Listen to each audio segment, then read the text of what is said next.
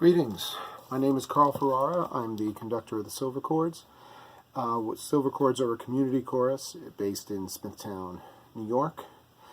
And this is my video log, or vlog. And I'm vlogging because I want to chronicle what we're doing. We're about to start our spring 2019 season. And the spring 2019 season, we are going to premiere this piece, which is probably backwards on the camera. I hope I can turn that around. But it's The Mass for Chorus and Orchestra by Arthur Frackenpohl. Now, if you don't know who Arthur Frackenpohl is, then you did not go to the Crane School of Music. He's a wonderful composer. He's a little lesser well-known, but I know him, and I know this piece very well, as I'll explain in a moment. So the chronicling is basically, I want to talk about the process of preparing this and rehearsing this and going through it. Dr. Frackenpohl has actually been interested in watching the vlog, so I'll be sharing this with him. Hello, Dr. Frackenpohl. A little bit about the piece. Dr. Frackenpohl was a professor up at the Crane School of Music, my alma mater. He was a professor there since 1946, I believe, and 1946 on, he taught composition, arranging, piano. I think during his time there, he wrote his most famous work, which was a piano instruction book and a piano series book, which I wish I knew the name of. But he also, while he was there, he was a very prolific composer. He's written many pieces, most of which are for instrumental, but he has also written some songs, some choral arrangements. He's even written an opera and a cantata, and a mass. The way the mass came about, he wrote it for his friend and colleague and beloved dean of the Crane School of Music, Helen Hosmer. Helen Hosmer, basically, her claim to fame is that she carried on the vision of Julia Crane, the founder of the school. She carried on her legacy and her vision of what she wanted Crane to be. Helen Hosmer was the dean when they started offering 4-year programs and bachelor's degrees. She started Crane Chorus. Crane Chorus is the big mass choir that performs the Spring Festival every year. They perform at the Candlelight Concert every year. They perform major works. During the 4 years that I was there, they performed a concert with a major work every year. I actually performed with Crane Chorus. I performed Handel's Messiah at Brock McElherron's final concert, chronicled here in this delightful long-playing album, which I can now play on my long-playing album player. Helen Hosmer retired and stayed up in Potsdam, was a beloved person. I never met her, and yet I knew everything about her because I would keep hearing her name and her legacy. The concert hall at the Crane School of Music is named after Helen Hosmer. So Art Frackenpohl took, when Helen was starting to be sick, he started the process of working on the Mass to memorialize her. Then she passed away in 1989, and then the following year, Crane Chorus premiered the Mass. Here's where the story gets interesting. The piece has not been performed since that premiere. I got nostalgic last year, and I said, gee, I wonder if there's a recording of this piece. I miss it. I haven't heard it in years. Let me see if I can find it anywhere. And I couldn't find it anywhere. I couldn't find a performance of it. I couldn't find it published anywhere. So I figured I would go to the Crane Library. Certainly the Crane Library has a copy. No, they don't. they don't have a live, and they don't have a recording of that original concert anymore. They had one at one time. I guess they erased it and moved on to other recording media. So this piece just basically had its premiere and then was never heard from again. How, and in my mind, I'm like, how has that happened? It's such a beautiful, lovely piece. So I contacted Crane Library. They couldn't track it down. They put me in touch with Stephen Frackenpohl, Arthur Frackenpohl's son. He went into the basement and found the original score. He also has instrumental parts, if only we had an orchestra to perform with. And we got the piece, and we got permission to perform it. It's such an amazing opportunity. One major challenge of this, and one of the reasons why I think it's really important for groups to do serious pieces and major works and do original works, is this is more preparation than I've put into anything. Let me show you something. On the program also, in addition to the Mass, because this is such a monumental undertaking, I'm giving them some pop music to also tie them over, just to kind of balance the new classical music with, you know, the kind of jazzy pop music. So we're doing Top of the World by the Carpenters. It's a favorite of ours. It's a really nice arrangement. As a choral conductor, I don't have to put a whole lot of preparation into Top of the World. It's an easy piece, and it's something I don't really even have to think about. In fact, a lot of the other pop songs, we're doing When You Believe, I have to prepare a little bit, but I don't really get in depth. I don't really get that level of musicianship when I prepare these pieces. Now I'm here, I'm doing this Mass, I'm doing a lot of preparation, and it's stuff that I had always thought as a conductor I would be doing, and I've never really had the opportunity to do it.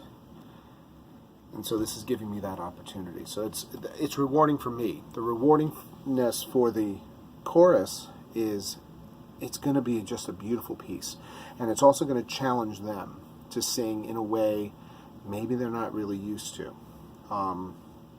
We're all used to just, okay, I know the melody, I'm a soprano, and here's a nice harmony part, and you sort of get caught up in, you know, kind of you get caught up in a rigor, in a normal pattern of how you approach choral music when you do the same kind of music every time. This is going to break us out of that, and this is going to give us a little bit of an added challenge. Hopefully a rewarding one. So that's what I'm hoping this process will do. So in preparation, I've got my tabs here. This is the tab for every one of the pieces, and there's a little bit of the Kyrie. I've also got this nifty little thing that I do. This is just a nifty little thing I do. These are little mini post-its, and each one is a section of music. This is the first movement, the Kyrie, the Gloria, the Laudamus, actually the Credo is here. This is the Sanctus, and the Benedictus, and everything. So each song is a different color, and it has how many sections of music it is, and that helps me to plan how many rehearsals I'm going to need to teach this. The silver chords are an amateur choir, and as such they don't really sight read, which means I'm going to be spending a tremendous amount of rehearsal time teaching the parts to them, teaching it by rote, but also I'm going to be planning to work on a little bit of sight reading skill to help them maybe read and do a lot of the work for me. I find that when I am doing all the work for them, they tend to be entirely dependent on me giving them that cue and even giving them the rhythm, and I can't always do that.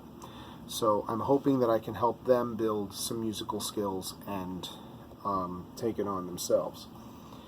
Then I take these and I go here. This is my little lesson plan, basically. This is my rehearsal plan for the first rehearsal. I don't know if you can read this, it's upside down or it's backwards, but it says melody only, melody only, melody only, melody only. No one's ever heard the piece before, except for me, Dr. Frackenpohl, people who were at the Crane School of Music in 1990. So it's not a well-known piece, so there's really no recording that we can refer to. There's no thing that we can hear the piece in advance and get it in our ears. I'm actually trying to record one. I'm trying to record one on GarageBand and put the parts together so you can get a concept of what it's going to sound like. But other than that, this is going to be our first introduction to the piece. So I'm going to spend this Saturday, January 12th, basically just going through the melodies of every movement. Again, I'm going to grab here and I'm going to show you.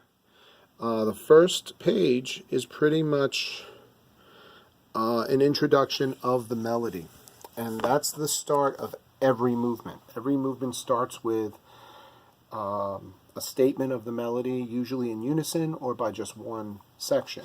So I'm going to be working on those, and then I'm just going to be going through just the melody part, and I'm saying melody part, not soprano part, because not always soprano on the melody. Gloria. The Gloria has like has a little fugue in it. The fugue is based on the main melody, so I'll just go through those main melodies and basically just hit the melody of every part of the songs. La Damus Te. La Damus Te has like a antiphonal thing going on. La Damus Te, La Damus Te. So I'll be that's going to be a lot of fun, and that's going to be something that we can easily just bang through. Credo, I love the Credo. The Credo, as you know, is the Apostles' Creed.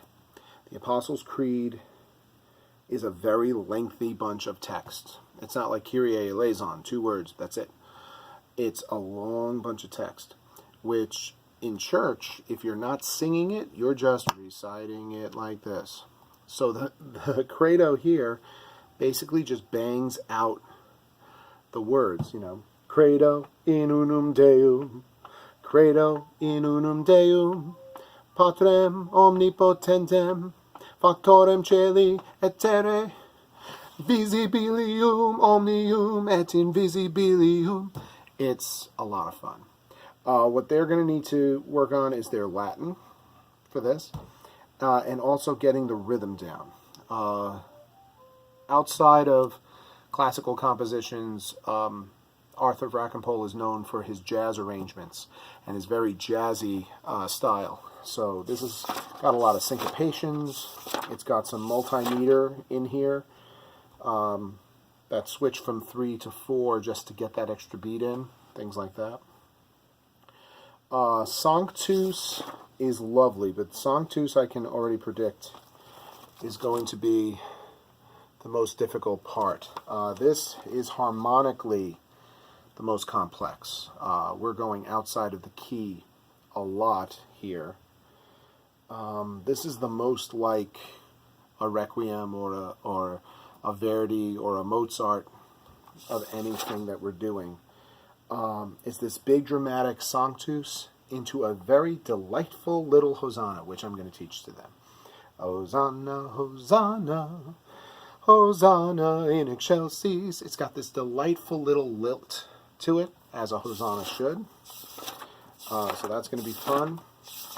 The Benedictus, which I was afraid of at first, but it's now my favorite movement. It's just beautiful, and it's gorgeous. And it's a melody that second verse, just like most arrangements, you state the melody, second verse, you harmonize it. It's just a beautiful, beautiful little piece. This is the 11 o'clock number right here. And then the Agnus Dei, the finale, is a finale. It's a restatement of a lot of the themes from the first 6 movements. In total, they tell me this should be 20 minutes, or maybe 30 minutes. Let me see. I can edit this.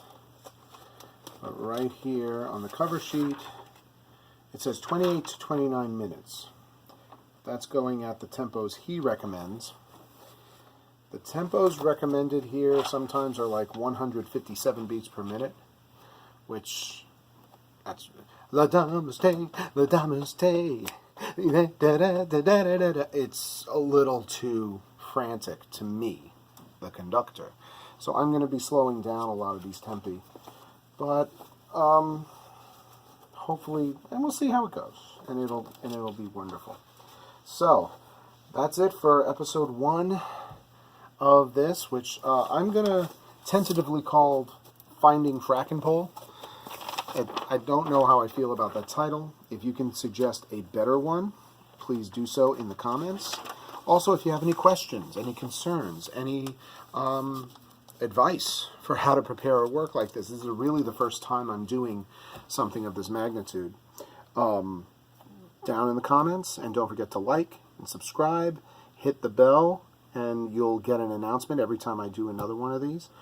And share on social media, let people know I'm doing this, and invite people to do this. Most importantly, if you're in the Smithtown area, or if you're on Long Island anywhere, Smithtown Senior Center, Saturday mornings, 9:30 a.m. to 12 noon. It's not that early a morning, especially if you're a teacher like me. Come down, sing with us. Sing this piece of music. It's going to be amazing. It's not a very high membership fee. It's certainly less than other choirs in the area. So come on down.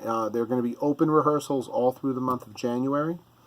And at the end, if you would like to audition for the part, please come in, sing for me, you're in. And that's how easy an audition process it is. I hope you enjoy the process as much as I do. I hope you're involved in the process as much as I am. Thank you very, very much. And I'll see you next week.